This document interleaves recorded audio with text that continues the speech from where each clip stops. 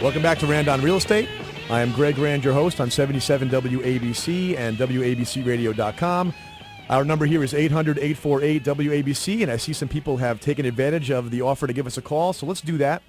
We've got Angelo from Belmore, New Jersey. How you doing, Angelo? Yeah, hi, Greg. How are you today? I'm doing great. What's on your mind?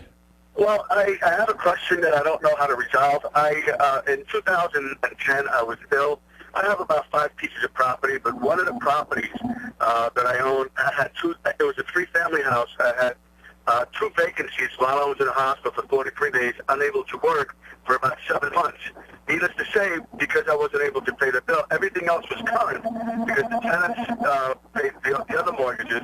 But in this one particular property, I wasn't able to do so. But going back to work after about a year and a half, up to this coming July, I paid all the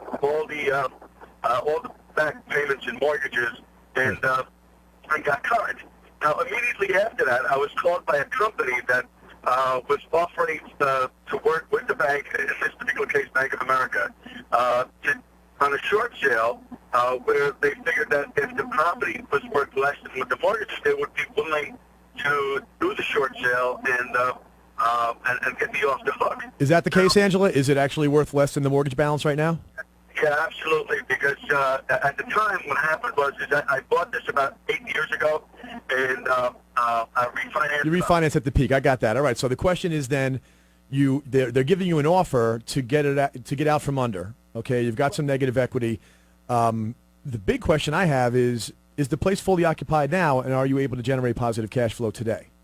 Well, yeah, the place is fully occupied right now. The thing is I have a higher percentage rate than I should have because it was financed about 4 or 5 years ago, and I'm kind of desperate because my credit. The reason why I was thinking about doing this is because they offered that my credit would be restored. Even though I'm current with everything else at 100%, my credit still not restored because I went close to a foreclosure. So with the real estate market the way it is today, I'm itching to buy something because I'm back to normal, but I really can't because of the dark the history behind this one particular property. All right, so let me jump in a second, Angelo. I think what you're going to want to do, Bank of America actually does an exceptional job of this. The fact that they reached out to you to try to help you get out from under is a pretty good thing. I think a lot of people out there give the big banks a bad rap because they're doing a lot of good work trying to see if they can process through this.